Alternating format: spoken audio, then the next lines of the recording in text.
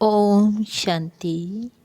आज 29 मार्च 2023 की बाबा की साकार महावाक्य। प्यारे बाबा बोले, मीठे बच्चे, तुम्हारी याद अनकमन है, जिसे तुम इन आँखों से देखते नहीं, उसे याद करते हो और उसकी याद से तुम्हारे विकर्म विनाश हो जाते हैं। प्रश्न, किस एक आदत का त्याग करो तो सब गुण स्वतः आते जाएंगे? उत्तर है, आधा कल्प से देह अभिमान में आने की आदत जो पक्की हो गई है, अब इस आदत का त्याग करो।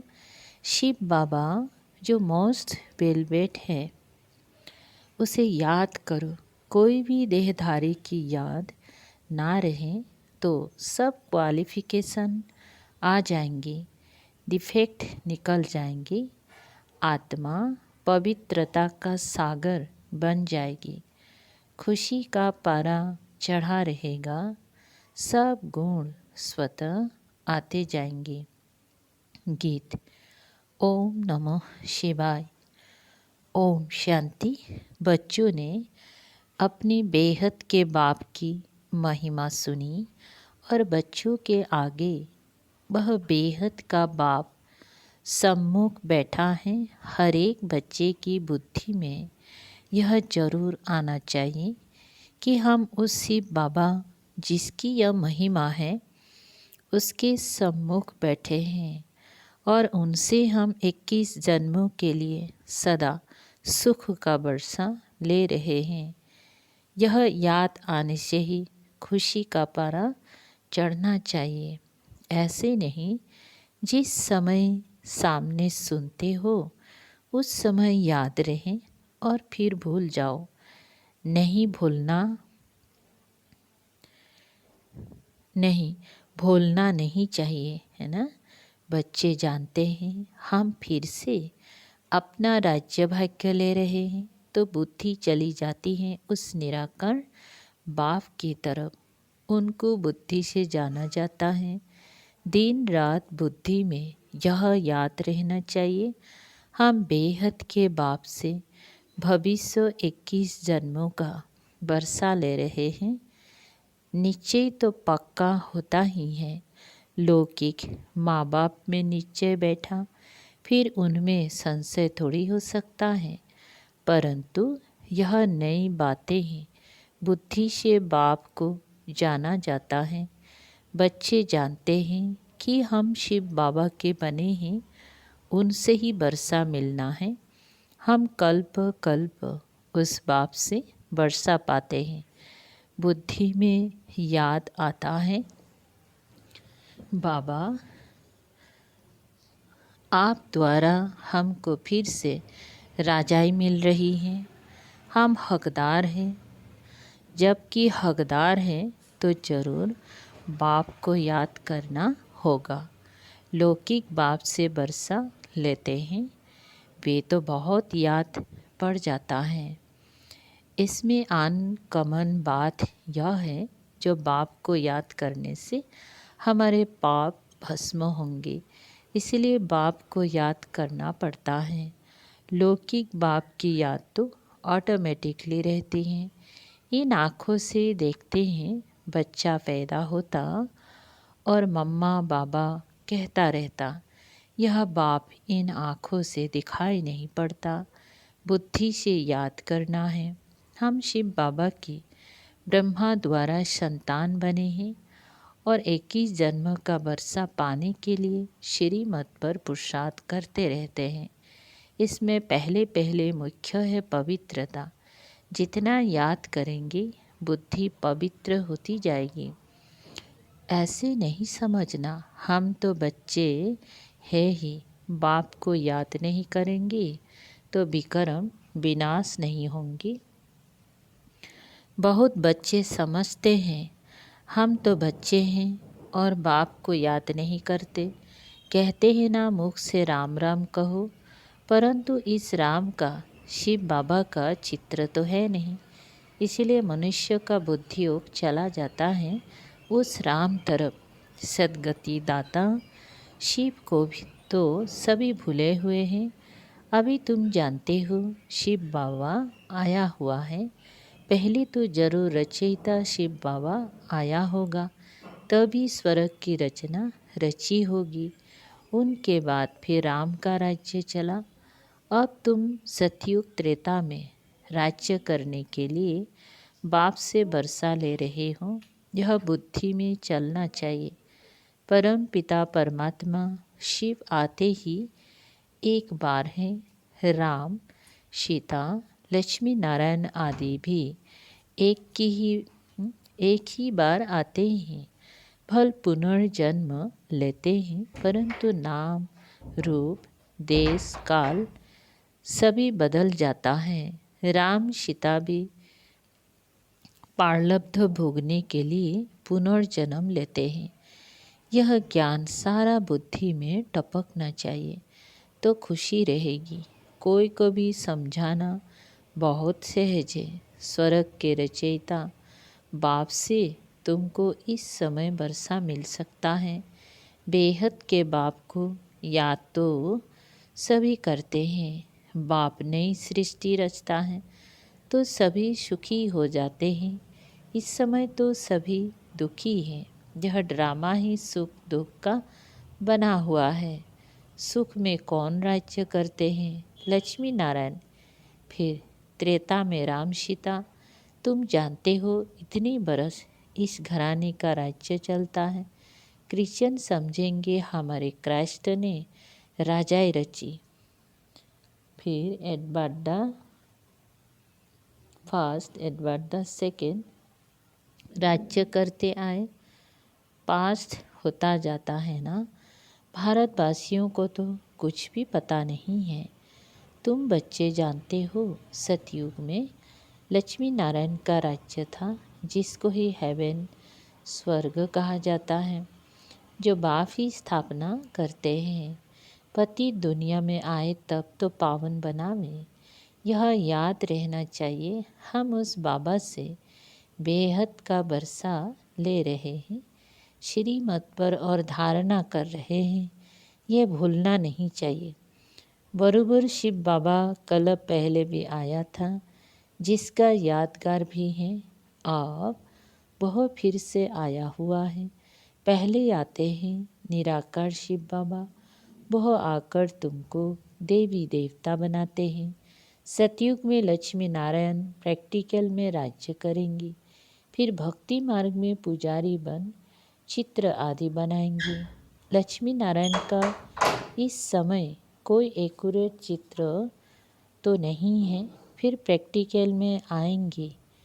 अब शिव बाबा तुमको प्रैक्टिकल में पढ़ा रहा है ब्रह्मा द्वारा। कितनी सीधी बात है। और कोई भी स्कूल में ऐसे नहीं कहेंगी तुम्हारी आत्मा पढ़ती है। टीचर की आत्मा हमको पढ़ाती है। वह सब मनुष्य को पढ़ाते हैं। वास्तव में पढ़ाती आत्मा है। आत्मा ही आर्गन्स द्वारा पढ़ती है। आत्मा कहती है मैं अब बैरिस्टर बन गया हूँ।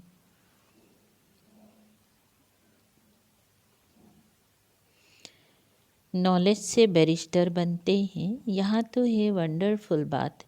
निराकार शिव बाबा निराकार आत्माओं से बात कर रहे हैं। आत्मा में संस्कार रहते हैं। मनुष्य ये भूल जाते हैं। निराकार बाप इन द्वारा समझाते हैं। उनका एक ही नाम शिव है।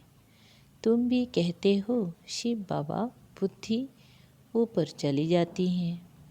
लौकिक बाप को याद करने से शरीर याद आ जाएगा। शिव बाबा का शरीर तो है नहीं। परमात्मा का मंदिर ही निराकारी रूप का है।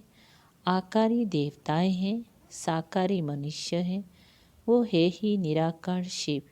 तुम्हारी आत्मा अब नॉलेजफुल बन रही है। बाप कहते हैं मैं निराकार हूँ। मेरे में सृष्टि के आदि मध्य अंत का नॉलेज है।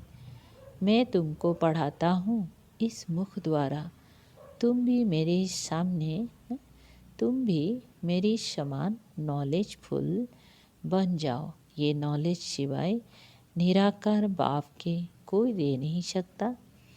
निराकार परमात्मा को ही नॉलेजफुल, ब्लिसफुल, पतित पावन कहा जाता है। बाबा कहते हैं पुरानी दुनिया को बदल, नई दुनिया मैं ही बनाता हूँ। जैसे मुझ निराकार में सारी झाड़ की नॉलेज है, वैसे तुम आत्माओं को भी बनाता हूँ। बाबा के पास जो नॉलेज है तो बाबा बोलते ऐसे तुम बच्चों को भी बनाता हूँ।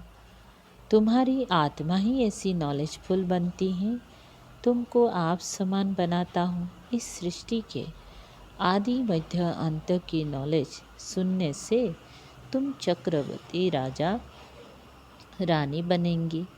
मनुष्य मनुष्य को देवता बना ना सके। बाप है ज्ञान का सागर,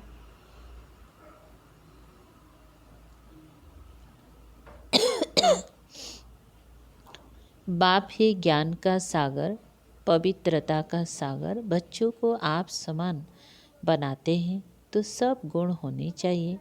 फिर तुम देवता बनेंगी तो क्वालिफिकेशन बदल जाएगी। बाप की क्वालिफिकेशन अलग है। बाप ज्ञान का सागर है, तुमको भी बनना है। बाप पवित्रता का सागर है, हम आधा कल्प पवित्र रहते हैं। बाप कहते हैं ड्रामा अनुसार तुम पतित बनते हो, फिर मैं आकर पावन बनाता हूँ।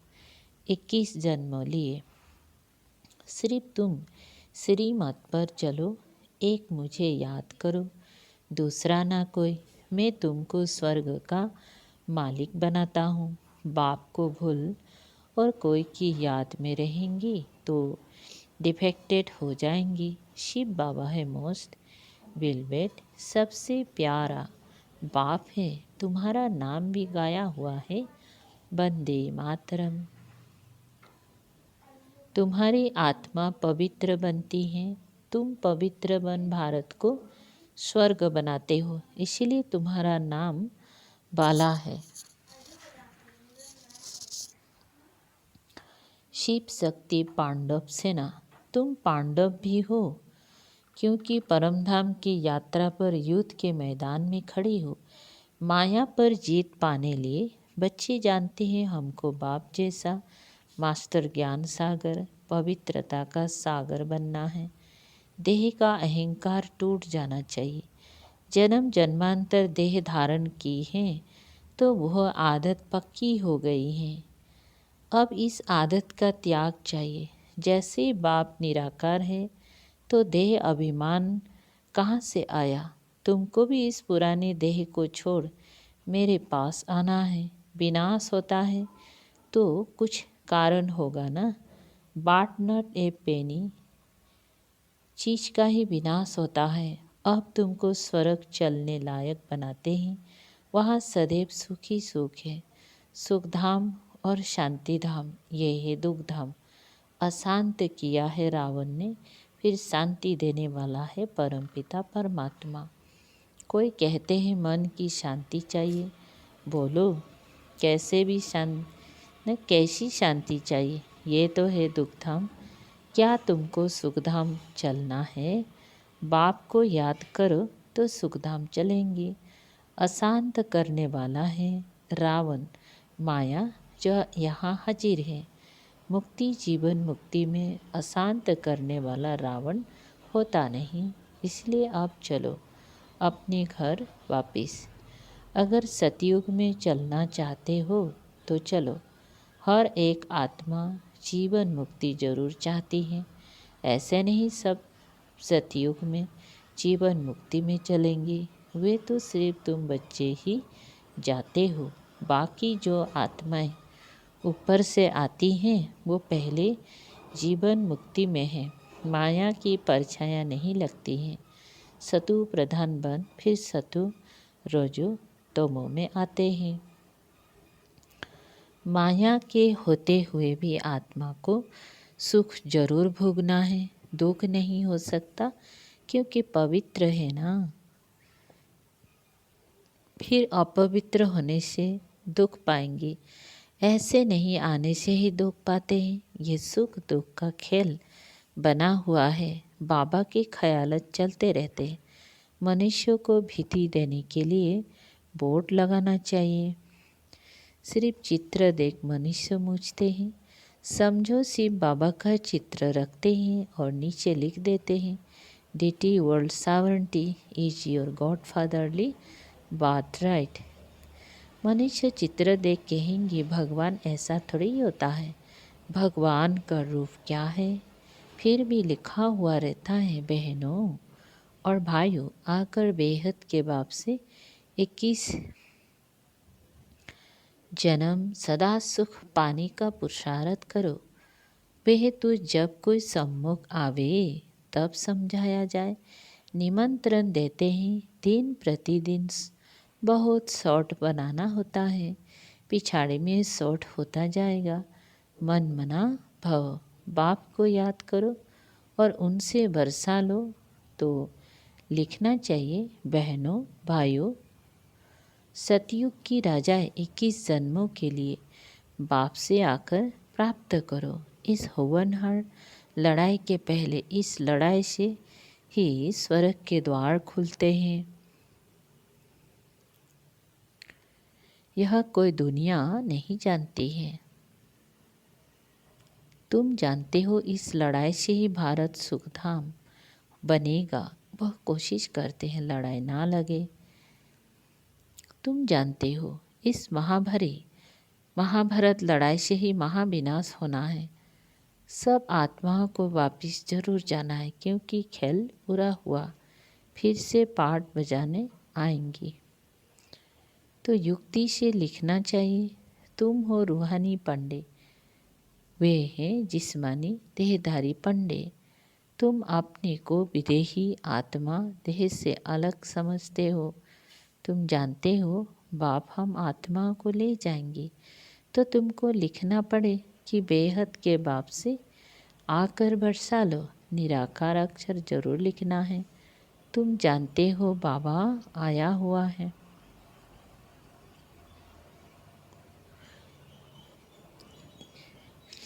बाबा आया हुआ है इस कर्म क्षेत्र पर।